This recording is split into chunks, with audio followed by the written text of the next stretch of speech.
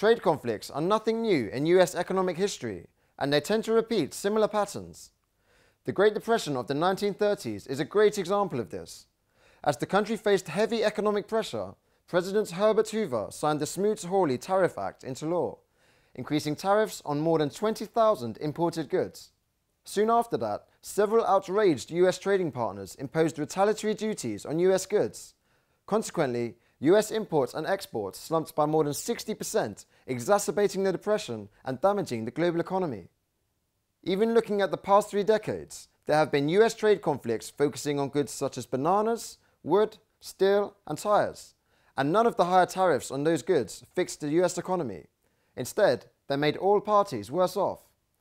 The Trump administration has launched the largest trade war in economic history under the America First policy. According to the US Census Bureau, in 2017, the trade deficit with China ran to a record $375 billion US, while the number reported by China was $275 billion. China's Minister of Commerce said statistical discrepancies have inflated the US calculation of its trade deficit with China by about 20% every year. Take the iPhone as an example.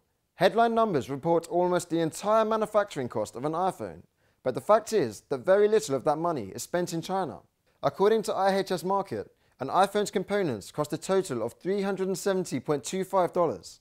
Of that, $110 goes to Samsung Electronics in the Republic of Korea to supply displays. Another $44.45 goes to Japan's Toshiba and the Republic of Korea's SK Hynix for memory chips.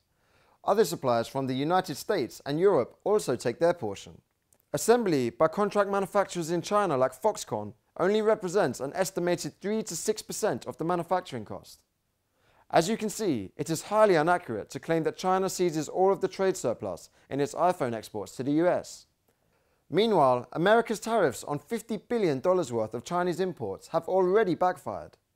The US Commerce Department said that in June, the country's overall trade deficit increased by 7.3%, on track to hit a 10-year high. The president of the Semiconductor Industry Association said, "We have made the case to the administration in the strongest possible terms that tariffs imposed on semiconductors imported from China will hurt America's chipmakers, not China's."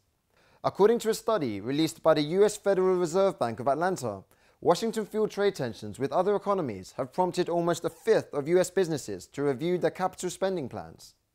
History and statistics have shown that in the end, waging a trade war is futile. Trade conflicts are nothing new between China and the United States. However, during their 40 years of diplomatic relations, the two economies have found meaningful ways of resolving issues.